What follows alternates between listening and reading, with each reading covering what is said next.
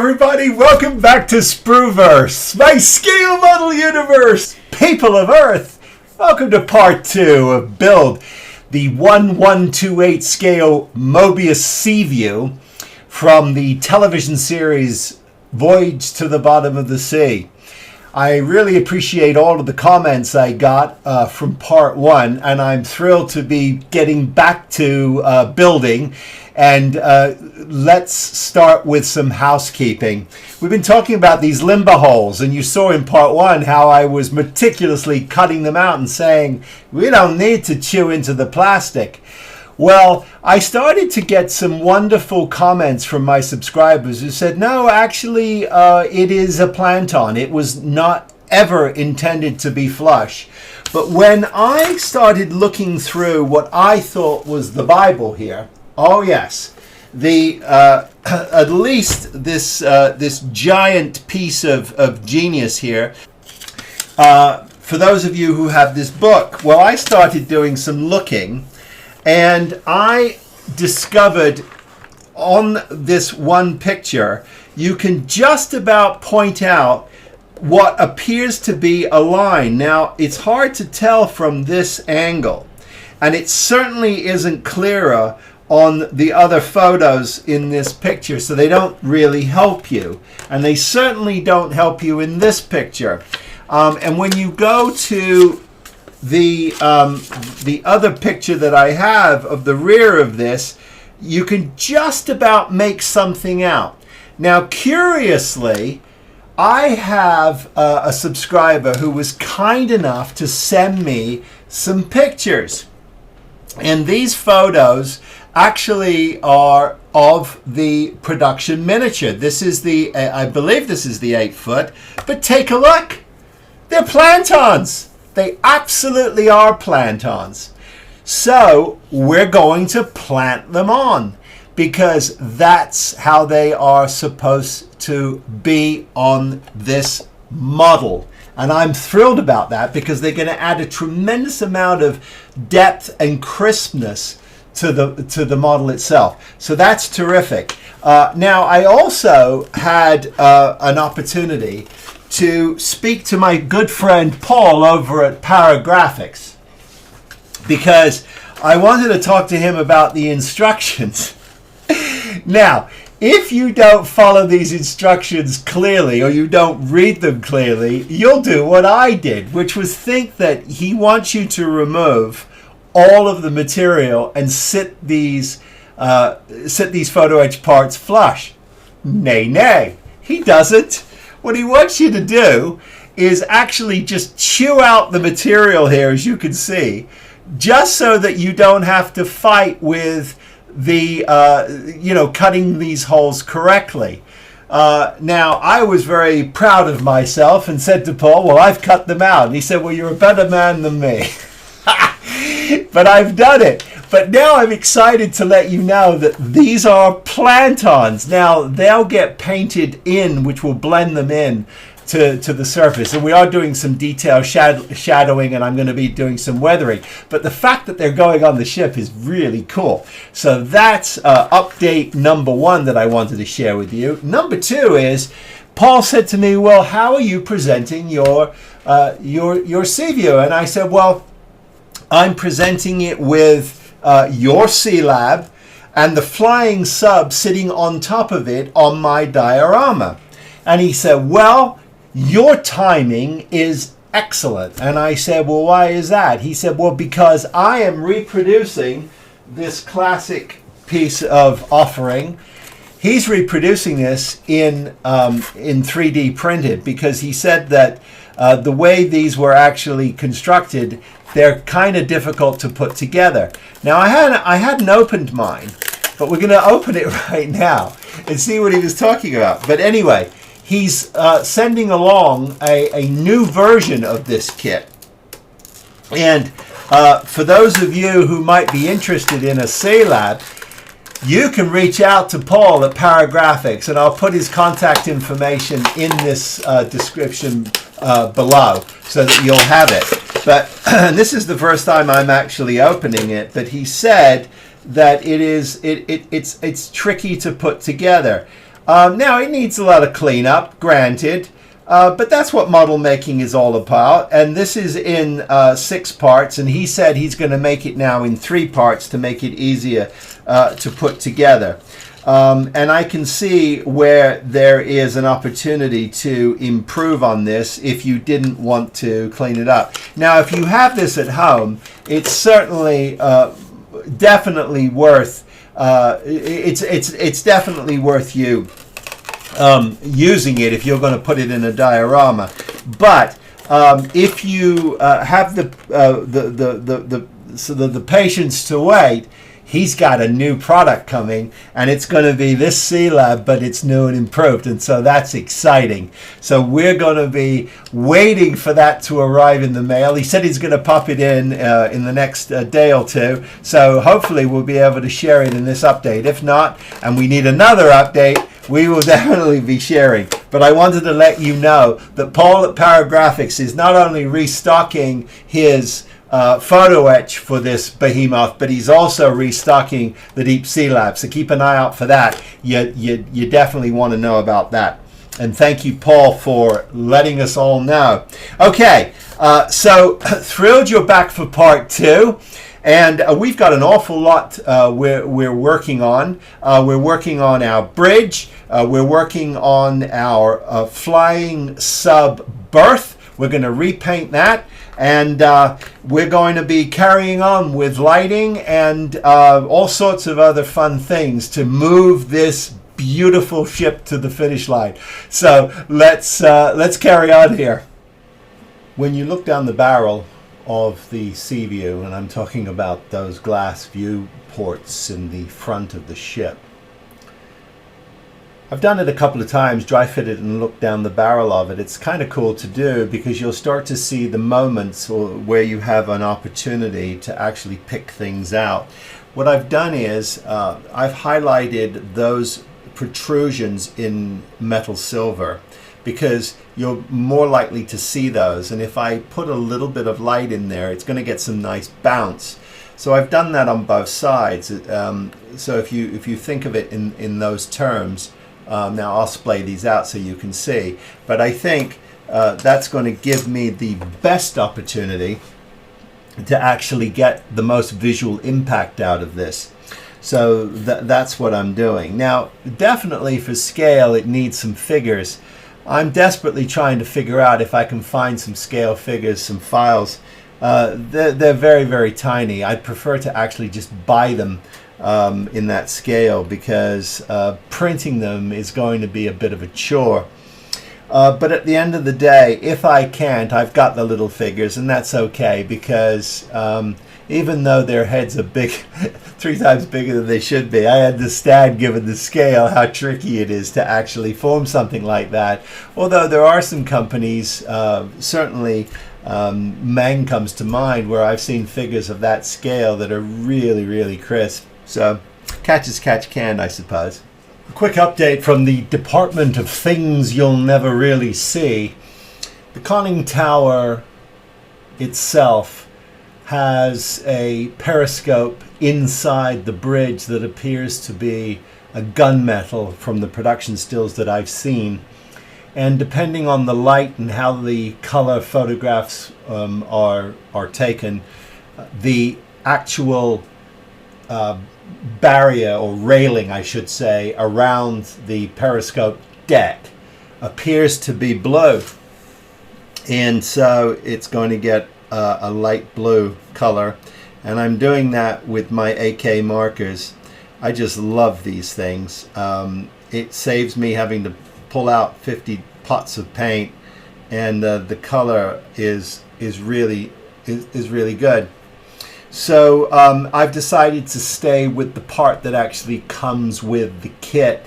I'm not going to use the photo etch part. It's too far back in the proscenium and it won't really be seen or enjoyed. Now you could argue that I'm being lazy, but I'm just being practical and I'm sharing with you my build experience. So this is getting a couple of coats of the light blue, both railings will, and then I will actually go ahead and install those.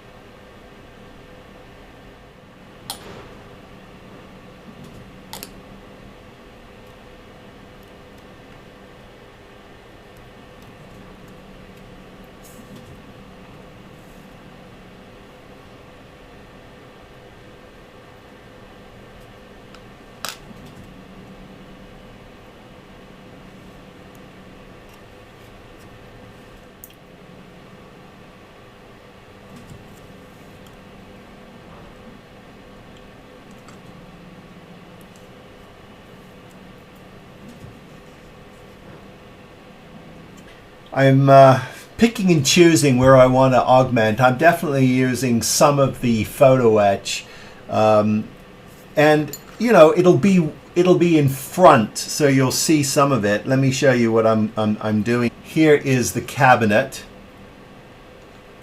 Then we've got a table, and we've got 2 chairs, and here they are. And so I'm using those. So just sparingly, but adding a few details here and there that I'm hoping you'll be able to see in the window. This photo etch is very, very delicate and very, very thin, but take your time and you'll get there. I'm gonna continue on with building out the bridge, because more importantly to me are the girders that go in, because they give structure and depth to this bridge proscenium. And then after I've put all the chairs in, I am gonna paint up a few of the peeps, so we'll get some scale. And then we will turn our attention very quickly to the flying sub bay. The communications area all the way in the back right hand corner of this bridge is a perfect place to hide an SMD chip. Possibly, I think in the red or the orange, just to give it some interest. And of course we've got our ice blues that will really light up this bridge and really pay homage to it. And of course now I'm going to go ahead and put my girders in, and that'll help just sort of clean up the proscenium and pull your eye away from anything that might be untoward. And then of course I've got my furniture that I'm going to put in the front here to fill it up, and I've got a couple of little guys just for scale. I'm not going crazy with them, there's no need, but I think it's really important to have somebody standing here, and so we will. I've also got somebody sitting down. I just have to figure out where we're going to put them. But again, you know, it's just for a little bit of sense of scale, nothing else.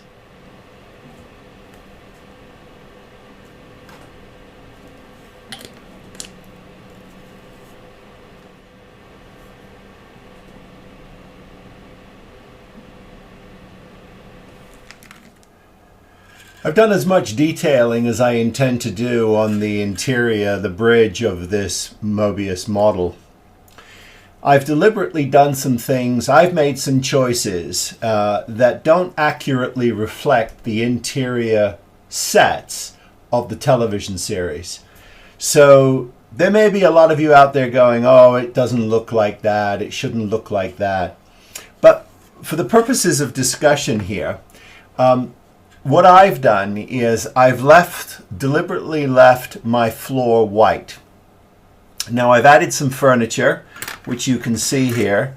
I've got the cupboard, which is right here. I put in a couple of chairs, a table, and I've put in one of the figures close to the window for scale, and I've got a couple of figures a little further back. But what this white floor is going to do is it's going to create a certain amount of bounce for me. And that's going to be really helpful, considering that the proscenium we've got visually is this. That's all we've got. And so any light bounce you get, you're going to be grateful for. Now I've seen, as I've said many times in this build ad nauseum, that there's so many talented guys out there and girls who have built this uber detailed with lights flashing and blinkies. I promise you we can get a relatively same result with just a few Evans Design Nano chips that flash or breathe in various different locations. So that's what I'm going to attempt to do, and then when we're done you'll be the judge of whether or not it worked or not. But I want to show you an alternative way to do this, and again, this is my way. This is not the way, this is a way. And I hope that these videos do nothing more, if anything, they inspire you to build. because that's what the show is all about. It's not whether it's not whether or not you're going to leave this with a master's degree in model making. Nay, nay. Nay, nay. But anyway, I'm just so grateful and thrilled to be able to share what I'm doing with you and encourage you to do the same. Okay, so we're going to call our interior complete, except for some uber detailing we're going to do. We've got to put some photo etch. We've got to put some photo etch in the the back here. That's going to be these sort of 4 girders that are going to run along the back here, and we're going to be putting those in, but I'll show you what that looks like. But the most important thing is even with those girders, again, you know, you're going to do a couple of things. It's going to help you hide the top of this, but if you're lighting it or putting any kind of light in it, you're going to want some kind of diffusion on the top of this, and we will do that before we finish. But this section is all about painting and lighting for the moment. So I have my 2 orange bulbs installed here, well, located, I should say. And what I'm going to do now is attempt to figure out what I need to do to make them look more like exterior lamps that obviously get wet. So I'm gonna look for a little cage that I can put around these. But I wanted to show you what I have dunnage, and here they are. And they're on the rear, and they're going to put out a really nice glow. So let me show you quickly what that looks like.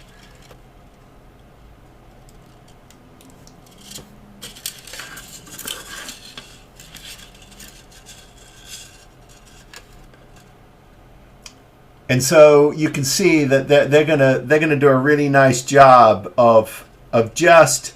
And I can see in the studio, you're not going to be able to see it because of my studio lights, but I can see even in this bright light, a lovely wash that's gone across this. Now we're painting this out right now. I'm going to start working on it. I'm going to start working on the details of this, just to give it a little more punch. You can actually see that the girders themselves are metallic. So we're going to be doing that. Now, if you look directly above the roof of the flying sub, you will notice what appears to be the louvered crash doors or the louvered closing doors for the submarine up.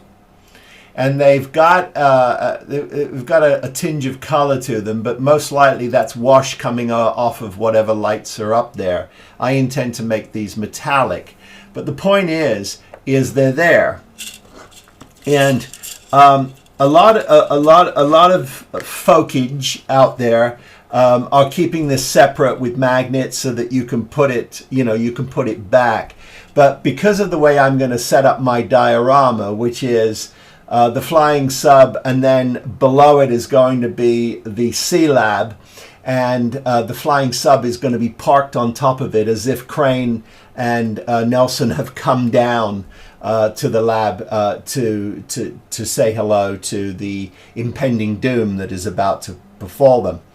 So, but I do want a little hint of this, because when you look at the undercarriage here, you'll notice we've got these little sort of keys, and they're intended to key into this, and that's what you get. But since we're going to be open so that we can actually see the interior of this, and I'm somebody, as I say ad nauseum, and I apologize if you've heard this 1,000 times, these are not toys. For me, they're pieces of art, and I don't like to play with them. When they're in situ, they're in situ, and they're just to be enjoyed, not to be handled or played with. That's my opinion.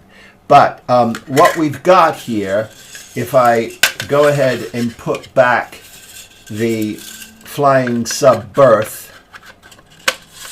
is you've got a wonderful opportunity here to get a little taste of the just a little taste of these louvers. So what I intend to do is, since unfortunately they're not louvered on the other side, but what I intend to do is demonstrate this sort of in this position, like so. Something like this, so you'll get a little strip here. And I probably will put some strip styrene on the back of this just to indicate that just in case you can see a little bit of the undercarriage, which most likely you will not, except that if they turn in, and they're supposed to turn in, they should follow the actual contour of this piece as they fold in, and of course they do not. But we'll do something. The point is, you can see I've marked these to indicate where I intend to trim, and this center line just indicates the center line, but I'm going to cut these and just have them here just to indicate that they're open. Because I think that will add a little bit of drama to this. So this is actually ready for some primer, but not until I've had a chance to just run a 1,000 grit sponge over this, just to give it a little bite before I do. But in this next segment, let's go ahead and work on this bay. Let me go ahead and set up for painting the interior of this and detailing this out, and just putting a little detail on these exterior lights, which can then be permanently installed. So we'll do that now. So as promised, we're going to get some color on the flying sub berth. I'm going to go with a ocean gray, a sea gray, a dark sea gray from Vallejo, and then I'm going to come back with their insignia white and bring it up again, and then we'll hit the girders with some metal to finish this off. And then I am printing up some cages for my lights. My good friend, the great goat himself, Lou Del Meso, has kindly sent me a file for a cage, something we had worked on together quite a while back. We had built the time machines, and these are the cages that were on top of the control panel for the time machine, but they're going to be fantastic cages for these lights. Wait and see. They're on the printer right now, but we're going to install them just as soon as this is painted up. So let's get going here.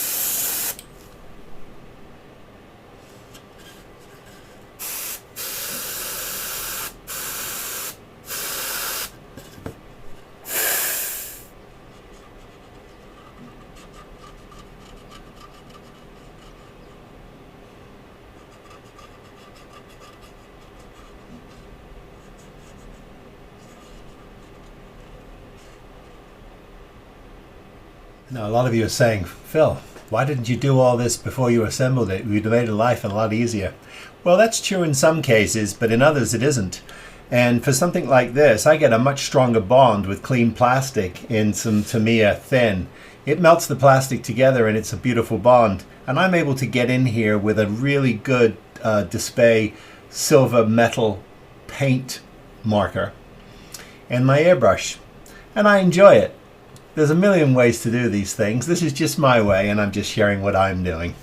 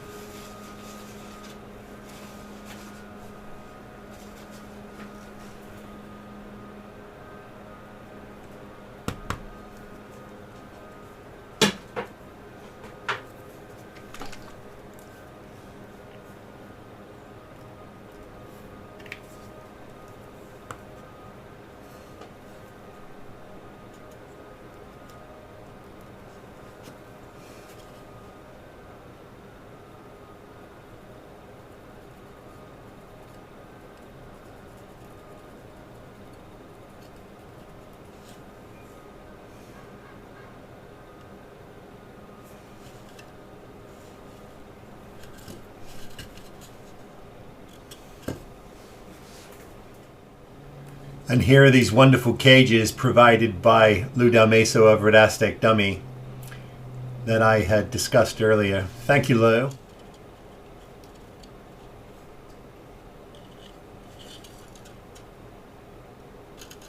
Well, that's a lot of fun, and I think it's going to make a really nice addition to my Seaview.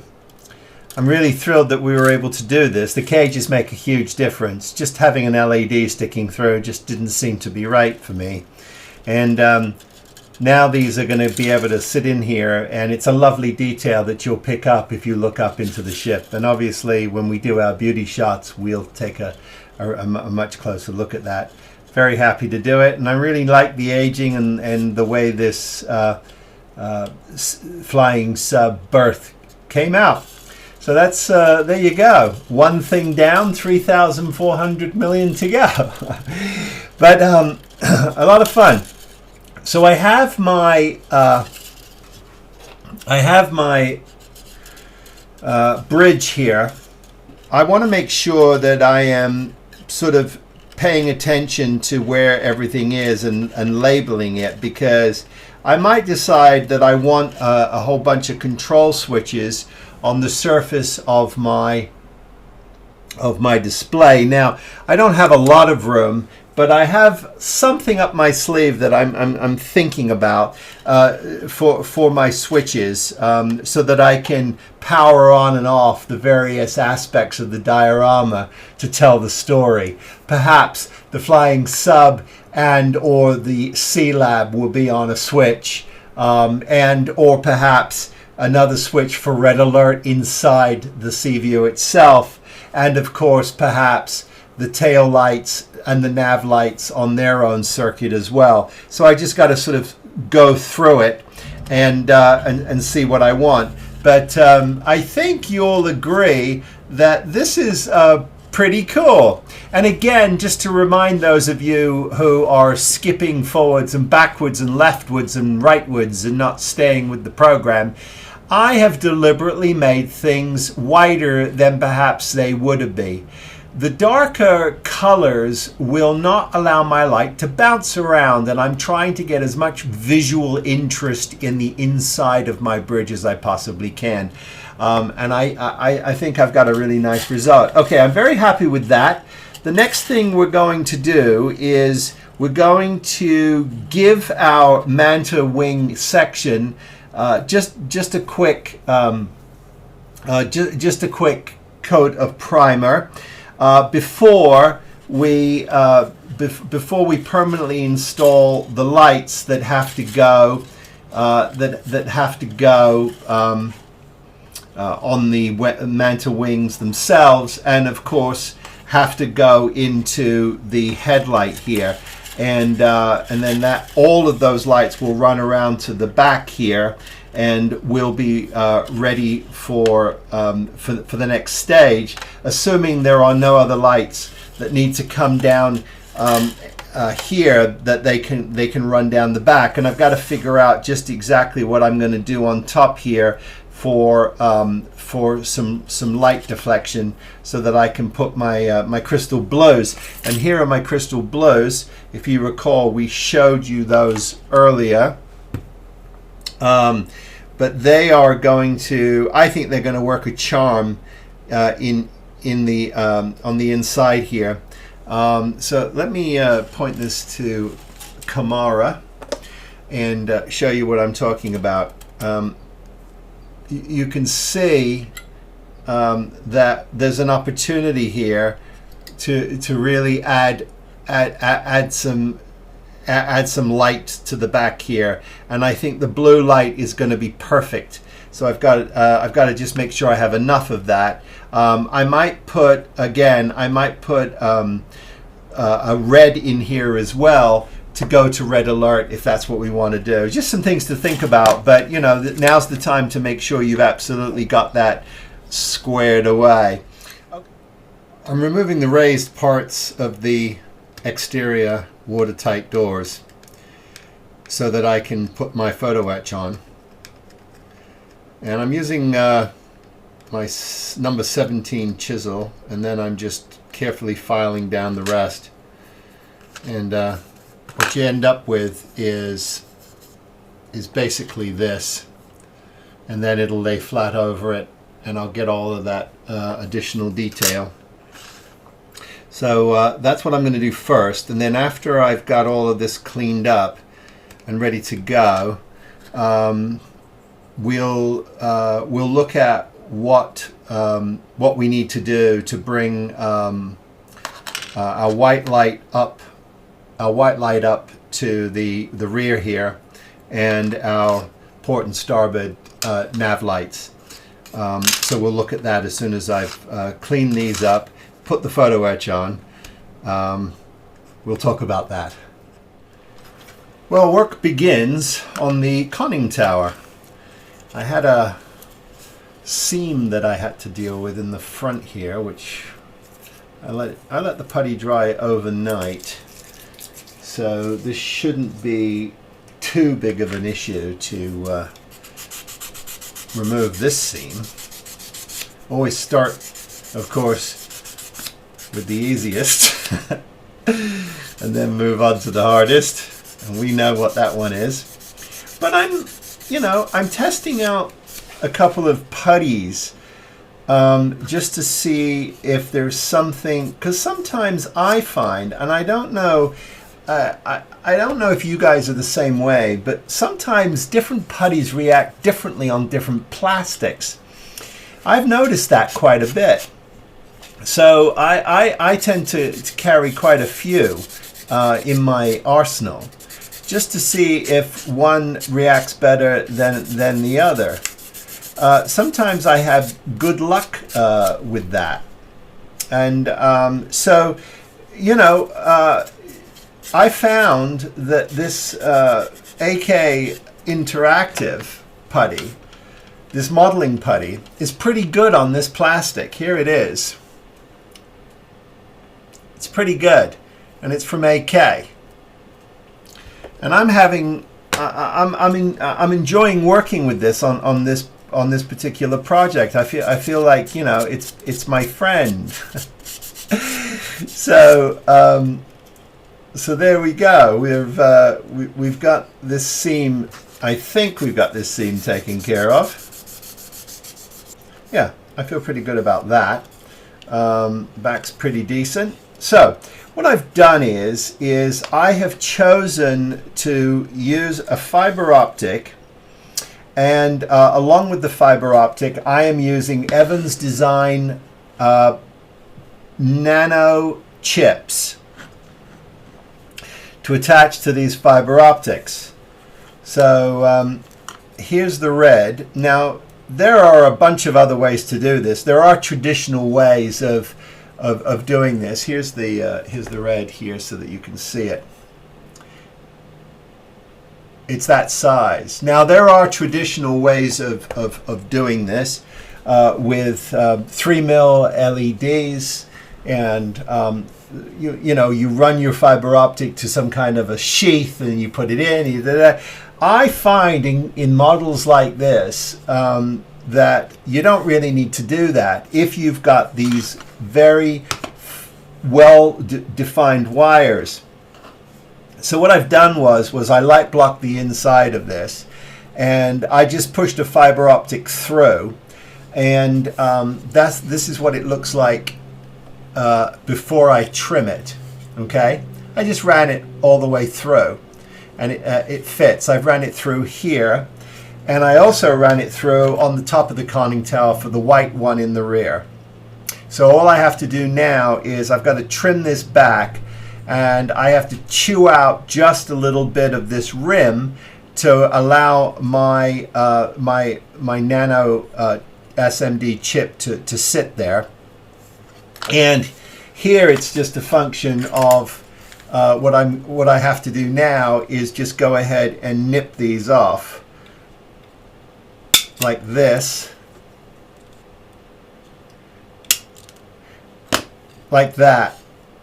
And so now they're ready to receive them. And I'll just go ahead, these don't need to be this long, but I'm going to trim these just a little bit, but I'll leave these proud so that when I paint this, I don't have to worry about any masking for any of this. And I've also removed all of the material from my watertight doors on both sides, so that's ready for its close-up. I just noticed here I have a little bit of a bulge in the center there. There we go. So that is ready for its close-up. And so what I have to do now is I have to attach my SMD chips to the back, and I shall do that with just a little bit of CA to make sure that they hold those in place. So I'll go ahead and do that now, and then we'll take a look at what that looks like now.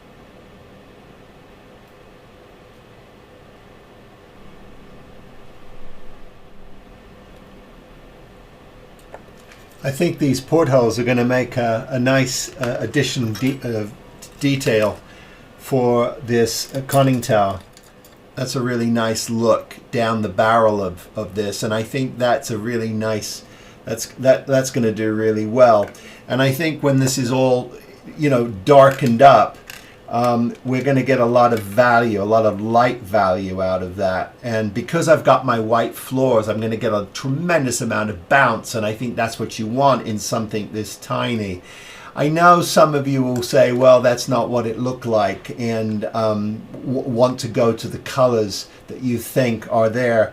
But the problem is with darker colors in such a small space is it's going to suck up all that light really quickly, and you don't want to do that if you want to see things, especially if you're not intending to light all the consoles as I am. But if you are intending to light them, one of the things you've got to remember is that you lose an awful lot of this proscenium. Let me show you what I'm talking about. When you put the windows over this, all of a sudden you're no longer able to see. You can see a little bit, but not as much, and so you're going to have to make some decisions. But I do like the dramatic feel you get from these ice blue lights. So check them out next time you're doing a cockpit or a spaceship interior. You may want to consider these ice blues. Well, I've completed the lighting for the bridge, and rather than fight with the model under the bright studio lights, I just took a couple of snapshots. So here, take a look. This is running lights, so you've got the blues in the back and the whites in the front, as you can see here in this picture. And then we switch to red alert, and that's what it'll look like in this picture. So you can see, I think we have really done justice to this, and it's quite a clean setup for those of you who are interested in going in this direction. I've got my two nano SMD chips here, and they're just sort of running over the back. And then I've got my two blues in the back on the walls, but on the sides of the walls so that they wash across. And then I've got nanos, which are slightly larger on the top here, and they just flood the whole front of the bridge with red light when I flip that switch and I go to red alert. And so I'm really happy with that, and that will now be ready to marry to the manta fins, because then that has to be installed. But we can't do that just yet. I've got to put in my two manta wing lights and my front headlight. Now, curiously enough, on the 17-footer and the 8-footer, there's not an awful lot going on around that headlight. It's just sort of sitting in there. And I think we might be able to improve on that. I've got a couple of thoughts about it. I'm going to dig around in my various different sort of kit things and see if I can find a nice trim piece for that will go on at the end. Not sure, but I'm going to see. But that will take care of the bridge.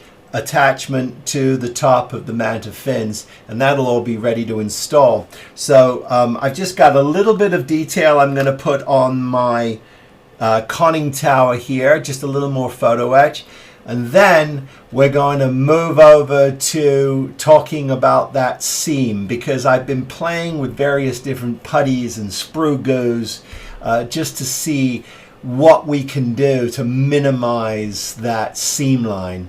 Now, we know it's going to take a good amount of elbow grease and some puttying and sanding and puttying and sanding and blending, and that's fine. And of course, once you get your primer filler on top of it, we should have done a pretty decent job of making that seam go away.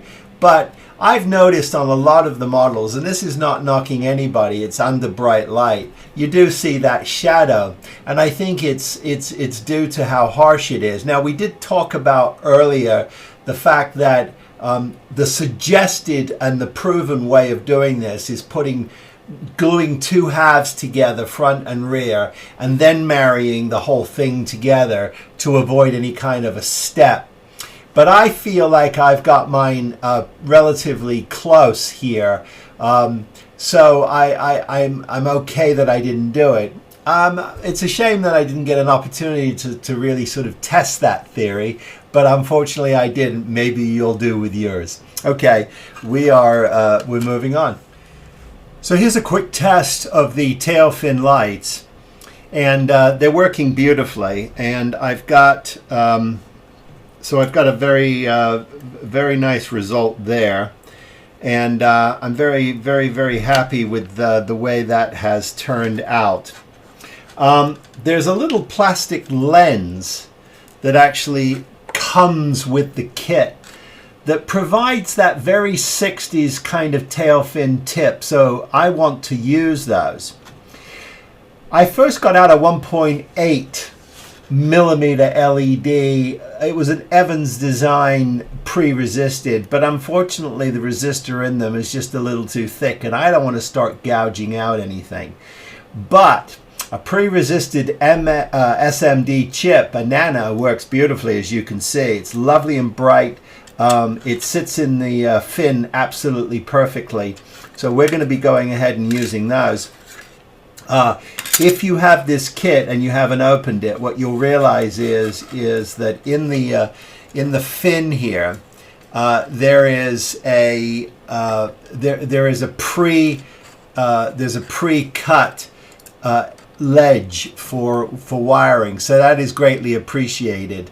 And the thinness of this little magnetic wire just makes this an absolute dream to drop in. And fortunately, the way these are set up, my resistor misses the channel. It misses it. So in other words, if you've got these and you've got these from Evans, you'll notice that they just lay in here absolutely perfectly. So we're going to go ahead and super glue these in, and that will take care of that. That's a big deal for me, because that's the last of the tricky parts before we start moving on to some other difficulties. And some things that I'm going to do that I probably shouldn't be doing, but I'm going to do it anyway. Let me explain. So the sub itself has these engines, right? Very classic, and they go together like this-age. Here's them's, those is. And it goes together like that, if you are following along in your playbook. Now, what you'll see up here are these very interesting little louvers. Now, you can't see them yet, but you're going to see them right now. Here they are. Now, the idea is that these are supposed to open to allow water to rush in. Now, there is absolutely no photo etch provided for these. And when I asked Paul why, he chuckled and said, because I didn't want anyone to hate me. From the Department of Why Because You Can comes the story of the Seaview engines. Now, if you are building along with me, or you have the kit on your bench, you can look at this. If not, you can look at mine, and we'll go through this together. But I want to tell you what I've decided to do and why. So here is, in all of its glory, the molded piece, the molded two parts together of the rear engine assembly, and it attaches to the submarine, and I believe it attaches sort of like thisage. Okay, and what we have is we have what is sort of demonstrated to be these sort of little vents. They're gills. So clearly water is taken in here through the engine and pushed out the back as part of this nuclear sub's engine. And I thought it would be really cool to do something here. Now, I talked it over with my good friend Jeff Fink, and well, originally what I had asked for is a box, a 3D printed box with all of this in it. And he said, don't know about that, but what if we created individual gills that you can apply here? And I said, I like that idea. And so he did. He did. And here's them's those is. Let me take one of the small ones out and show you, because they're beautiful. Now, you've got this plate here. This is the side that you'll see. This is the side that is attaching itself to the sub, and this is sort of the vent itself, or the suggestion of the vent. Let me get this in the frame for you. Here it is, okay? And the notion is that we're going to take these little vents and we're going to follow the contour of the sub. Get these around the right way. Now they lay down at a perfect angle, and when you lay it down, you get that, as if they're open. Stroke of genius. Now, of course, this one's the wrong way around, so let me get it the right way around so that I don't hurt somebody's head out there, because I know that might do that.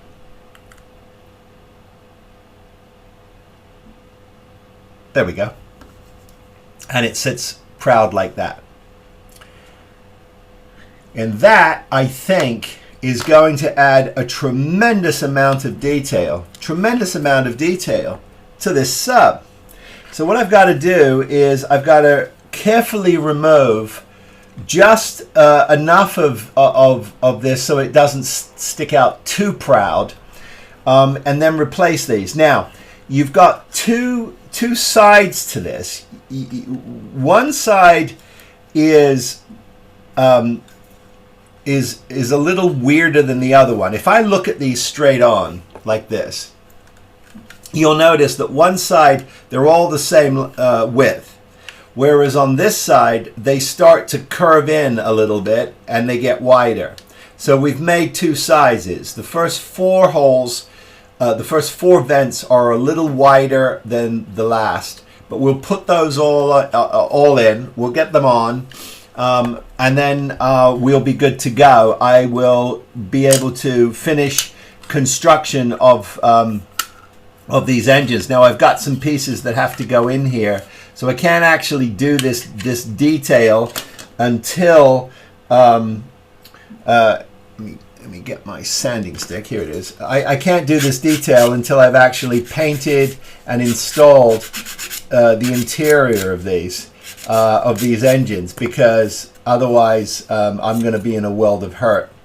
So wanted to just share with you what I was doing. You're following the instructions and you're just going to go ahead and build out and paint up your interior parts of the engine, which includes a backplate, a propeller, and a hinged rudder. Okay, and there is some photo etch for those rudders, and you know, it's not a huge piece of metal, but it's going to add some really nice detail to the backs of these. So we will be doing that. We will be putting that on because I think you will see it. So I wanted to share that with you. Additionally, we've got these vent ports, but we're just going to glue these on, these pieces. We're not drilling holes for them. I don't believe we are. I don't think it's necessary to, but we'll certainly take a look at that. Okay, so that covers the installation and aftermarket detail plan for these engines. So I'm going to go ahead and set that aside.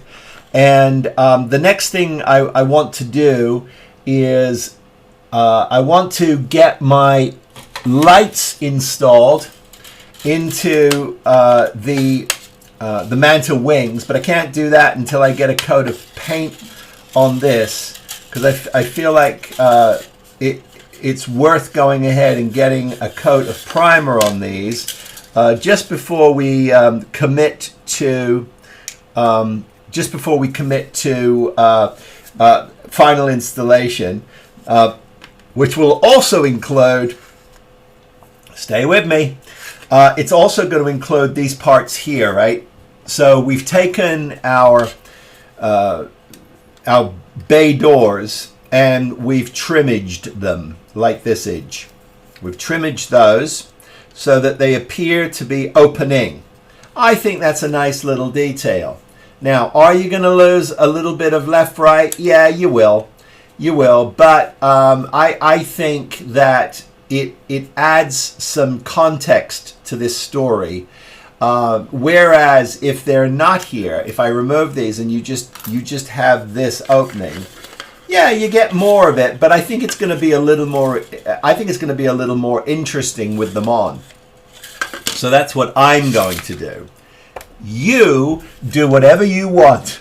I'm just sharing with you my build strategy, and it's good fun. Okay, so to try and get out of the part 2 with some progress, we'll get our primer coat on, lights in, and that will take care of that. And then we're going to talk about that seam. And when we come back for part 3, we will be quite a ways ahead, and we'll start talking about exterior paint and diorama and what our actual base is going to look like. So I am getting a little bit ahead of myself with this bloviating update, but I think I think we're all there together. So I don't think I've missed anything out that I'm doing. I don't think you've missed a step. Oh, we've also got the flying sub to build. We're working on that, and I'm waiting for the new C-Lab from my friend Paul over at Paragraphics. Remember, he's putting out a new version of that, along with a reoffering of the photo etch set for this. For those of you who have not picked yours up, you need to go do it. Paragraphics. Okay, we continue. Well, we've got lots accomplished, but so much more to do. But I'm very happy with where I am on this build. What you see in front of you is a basic mock-up of how my base is going to look. I've done a couple of things that I think are going to help strengthen this and give me some more options. Let's have a look at what I've done. If you notice here, I've turned these bases that come with the kit upside down. I've used brass rod to attach to them and they fit perfectly. I've done that on both sides, and I've created a telescoping effect, so I've got one brass tube in front of the other. These are hollow, obviously, and go into the ship. They're going to allow me to adjust this perfectly before I lock everything into place. So that I'm very happy with. Essentially, what's going to happen is I will drill into the base, and these, once epoxied in, will go underneath, and they'll form a very solid anchor for these for these base to hold these bases. So I'm very happy with that. Lighting will either come down this side or it will come down the other side, depending on where I'm going. Now I've got a very cool little gizmo here created for me by the great Jeff Fink. And what he's done is he's designed a wonderful control box for me with main power, switches for regular running lights, switches for emergency red, and then I've got the a momentary switch, and I might add one or two more for sounds, for sonar, for music, and for interior sounds. What I haven't decided yet is whether or not this will extend beyond the base like this. I haven't decided. It's either going to do that, or what I'm going to do is sit it up onto the base flush like this, and then I'm going to build my surround around it. Now the pros and cons is that obviously if it is dropped down like this, it's an appendage that could just create more shelf space problems for me. If it sits up in here, it is into the proscenium, but I think I can blend it in and make it go away. So I think that's going to work. Now the other thing too is what you're not seeing yet is this hasn't been lined up correctly, because what I want to do is I want to spend a little more time on one end of the base than I do the other, because the bulk of the story is really going to be in the nose section of this, where the manta wings are. We're going to have our sea lab sitting on the floor of the ocean bed, and we're going to have our flying sub parked on top of that. That's how it's going to get power. It leaves the underneath of this clean, and we don't have to hide any wires. It makes the bulk of it go away. I've seen a lot of these kinds of builds up, and the difficulty is if you're going to get power to something that is not part of the ship, you're going to either have clear rod, brass rod, plastic rod, whatever rod you are, but you're going to have to find a clever way to bring power to it. But I think my story is going to be pretty clean. Everything has gone on nicely, and I'm really, really happy with where I am. The only other thing I want to share with you before we close is I've done, also I have deliberately opened up my rear gills.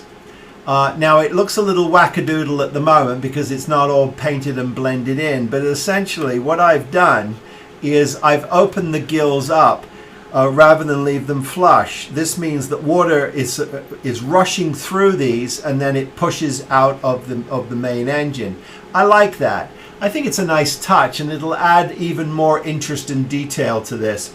It was not a difficult thing to do, but I didn't like just the molded plastic sitting there. I felt we could do a little better, and this will add a little more detail, because there's not a lot of places on this ship to do that. But this is legitimately something that it had. We're just bringing it to life. There's other ways to do that, of course, but this is the way I chose to do it. And a big thank you to my good friend Jeff Fink for working with me on that. So when we come back for part 3, we're going to advance the ball, as my mother used to say. We're going to get this seam worked on. We're going to build our flying sub and our sea lab. We're going to do final assembly and wiring for this. And of course it needs a paint job. But I'm hoping part 3 is all this will take to finish this incredible sub. It's taken me a little longer to work on these elements, so I apologize for the delay in posting, but you know, we're taking our time and we're making sure that our Seaview is really something to be proud of when we put it in our collection. Hey, if you want to get a hold of me, I am spruverse@gmail.com, and I post most days on my Instagram account in the weeds pictures of what's going on the bench. That's at Spruverse. If you want to buy me a cup of coffee for charity builds, that link is on my channel page, as well as a link to the Great World of Wayne's merch page for Spruverse merch, Aztec Dummy merch, World of Wayne merch obviously, but 100% of those proceeds for my builds and for my shirts go to charity. So pick yourself up a shirt. You'll be glad you did. Hey, as always, I wish all of you, please be safe and be well. Build something! And I'll see you for part 3 of Build the Mobius 1128. Seaview! Take care, everybody. I'll see you soon.